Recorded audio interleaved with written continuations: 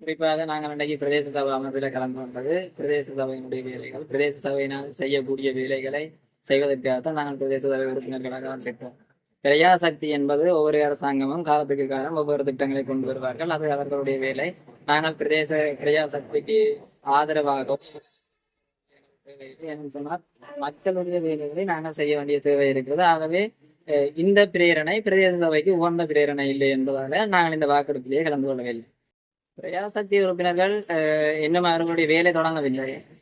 குறிப்பாக பிரஜாசக்தி என்பது நான் அறிந்த வரைக்கும் கிராம மட்டத்திலே இருக்கின்ற ஒரு அமைப்புகளை கூட இது கொஞ்சம் பெரிய அமைப்பாக இருக்குது. ஆனால் அவர்களுடைய வேலையை பொறுத்து அவர்கள் ஏதாவது மக்களுக்கு விரோதமான முறையிலே செயற்பட்டு எதிர்காலத்திலே செயற்படுவார்களாக இருந்தால் நாங்கள் அவர்களுக்குரிய எதிர்ப்பை வெளிப்படுத்துவோம். இவர்களின் வேலை ஆரம்பிப்பதற்கு முன்னரே நாங்கள் அதற்குரிய எதிர்ப்பையோ ஆதரவையோ தெரிவிக்க வேண்டிய காரணம் இல்லை என்று சொன்னால் அது என்ன விடயம் என்றே யாருக்கும் தெரியாது. ஆகவே மக்களுக்கு விரோதமாக யார் செயற்பட்டாலும் அவர்களுக்குரிய எதிர்ப்பை நாங்கள் தெரிவிப்போம்.